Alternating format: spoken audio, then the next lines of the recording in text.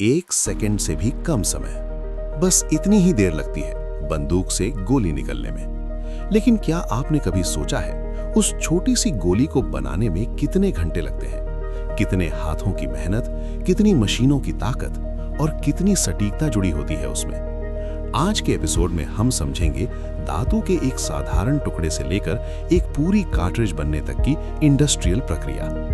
सबसे पहले शुरुआत होती है पीतल या कॉपर की लंबी शीट से। इन शीट्स को एक पावरफुल पंचिंग मशीन के नीचे रखा जाता है। भारी दबाव के साथ मशीन गोल गोल डिस्क काटती है। ये छोटे गोल टुकड़े आगे चलकर कार्ट्रिज केसिंग का आधार बनते हैं। इसके बाद इन डिस्क को हाइड्रोलिक प्रेस में डाला जाता है। दबाव के साथ इन्हें कप जैसी आकृति दी जाती है, लेकिन लगातार दबाव से धातु सख्त और भंगुर हो सकती है। इसीलिए अगला चरण होता है एनीलिंग। उच्च तापमान पर गर्म करके धातु को फिर से लचीला बनाया जाता है। इस प्रक्रिया से उसका आंतरिक ढांचा संतुलित होता है। फिर इन केसिंग को एसिडिक सॉल्यूशन से साफ किया जाता है। ये क्लीनिंग बेहद जरूरी होती है, क्योंकि जरा सी अशुद्धि भी फाइनल प्रोडक्ट की गुणवत्ता को प्रभावित कर सकती है। अब केसिंग को दोबारा प्रेस में डालकर और लंबा और पतला किया जाता है।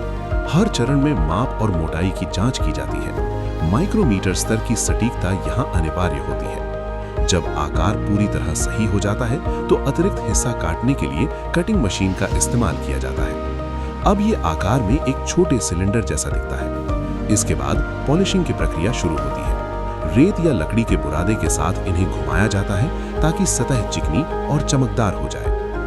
अब बारी आती है केसिंग के पिछले हिस्से की। एक विशेष मशीन से नीचे की ओर प्राइमर पॉकेट बनाया जाता है। यहीं पर आगे चलकर इग्निशन सिस्टम फिट होता है। इसके साथ कैलिबर मार्किंग भी की जाती है, जो बताती है कि ये किस प्रकार के फायरआर्म के लिए उपयुक्त है। अब नजर डालते हैं आगे वाले हिस्से पर, जिसे आमतौर पर लेड या अन्य मिश्र धातु से तैयार किया जाता है। बड़े धातु ब्लॉक को पहले छोटे टुकड़ों में काटा जाता है, फिर विशेष डाई के माध्यम से आकार दिया जाता है। विभिन्न उपयोग के अनुसार इनके आकार और वजन अलग अलग होते हैं। निर्माण के बाद इन्हें भी कई बार साफ और पॉलिश किया जाता है। अब आता है सबसे संवेदनशील चरण, सटीक मात्रा में प्रोपेलेंट भरना। ये कार्य पूरी सावधानी और नियंत्रित वातावरण में किया जाता है। अंत में आगे वाला प्रोजेक्टाइल केसिंग के ऊपर रखा जाता है। हाई प्रेशर मशीन से इसे मजबूती से सील किया जाता है ताकि अंदर नमी प्रवेश न कर सके और संरचना स्थिर रहे। कई घंटों की मेहनत और दर्जनों गुणवत्ता परीक्षणों के बाद एक कार्ट्रिज पूरी तरह तैयार होती है। जब फायरिंग पिन प्राइमर पर आघात करता है तो एक छोटा सा स्पार्क उत्पन्न होता है। ये स्पार्क अंदर भरे प्रोपेलेंट को प्रज्वलित करता है और अत्यधिक दबाव के कारण प्रोजेक्टाइल तीव्र गति से आगे बढ़ता है।